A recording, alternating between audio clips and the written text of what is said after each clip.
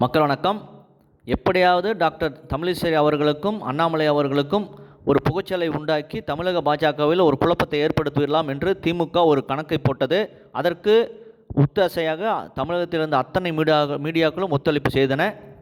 இந்த சச்சரவுக்கு இன்று அண்ணாமலை அவர்கள் டாக்டர் தமிழிசை அவர்களை நேரடியாக அவர் வீட்டில் சென்று சந்தித்து இந்த அமித்ஷா மற்றும் டாக்டர் தமிழிசை அவருடைய சச்சரவுக்கு ஒரு முற்றுப்புள்ளி வைத்திருக்கிறார்.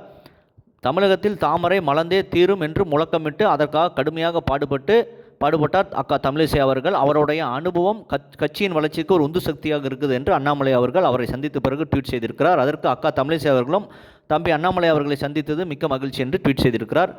மொத்தமாக இந்த சச்சரவுக்கு ஒரு முற்றுப்புள்ளி வைத்து விட்டார் அண்ணாமலை அவர்கள். எப்படியாவது குழப்பத்தை ஏற்படுத்தி விடலாம் என்று திமுக கணக்கு போட்டது. ஆனால் நான் ஒரு ஐபிஎஸ் என்று அண்ணாமலை நிரூபித்து விட்டார். இதை பற்றி உங்களுடைய கருத்தை கமெண்ட் செய்யுங்கள். சேனலை ப்ளீஸ் சப்ஸ்கிரைப் அண்ட் ஷேர் செய்யுங்கள். நன்றி, வணக்கம், ஜெய்ஹிந்த்.